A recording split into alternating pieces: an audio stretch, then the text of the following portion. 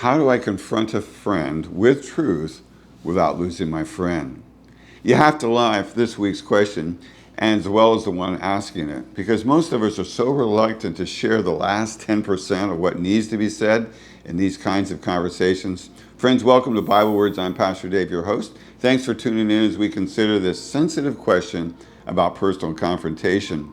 Certainly, this is a topic that is much easier to talk about than it is to practice within the real life demands of our friendships. And yet, maybe this is the ultimate test of real love.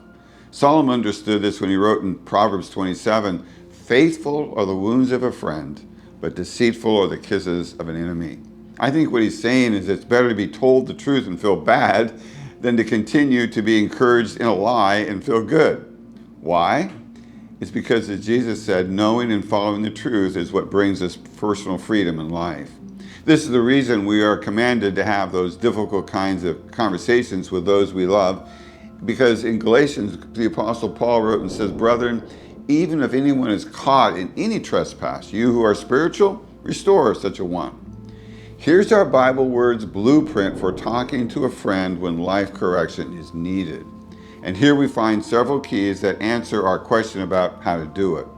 There's an old proverb that says, "Sow a thought, reap an action. Sow an action, reap a habit. Sow a habit, reap a character. And sow a character, reap a destiny."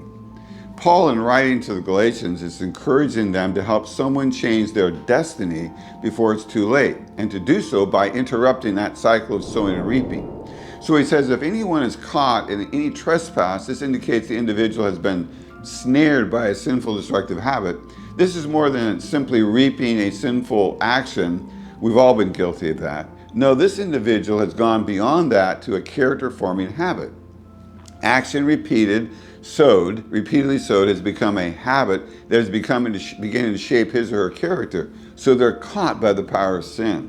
And this will only have a greater pain for them as it becomes and plays out as their life destiny.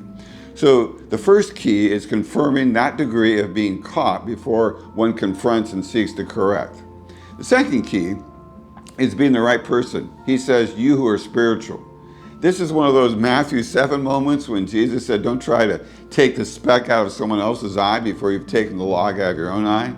In other words, our life needs to be blameless in this arena. Not sinless, or no one would ever qualify, but a consistent lifestyle, enough so that we would be heard by the one we're trying to help. The third key involves purpose. Why are you doing this? Paul said if our goal is anything other than restoration, we're not the right person. So don't do it. You'll just make matters worse. It sounds like the one asking this question, though, is of the right goal of restoration. He doesn't want to, or she doesn't want to lose that friendship. He wants to safeguard it. The fourth key moves beyond our motive to our manner of confrontation. He says in a spirit of gentleness, so you won't be tempted too. See, gentleness of words normally is a byproduct of humble honesty of mind. And Paul confirms this. He says, recognize your own vulnerability to sin by realizing that we are not better than or superior to our friend. We're just teammates in life in the trenches trying to help them, which is why Paul added these words. He said, bear one another's burdens and thereby fulfill the law of Christ. For if anyone thinks he is something when he's nothing, he deceives himself. Accepting this truth about ourselves helps shape the words we use and how we use them. Solomon wrote much more about the practice and power of words in Proverbs when he said, a gentle answer turns away wrath, but a harsh word stirs up anger. And the tongue of the wise makes knowledge acceptable, but the mouths of fools spouts folly. Gentle words of genuine concern always ask a question and never accuse a friend. So, how to do it? Share your concern, ask if it's true, and go from there. Friends, thanks for watching. Please subscribe.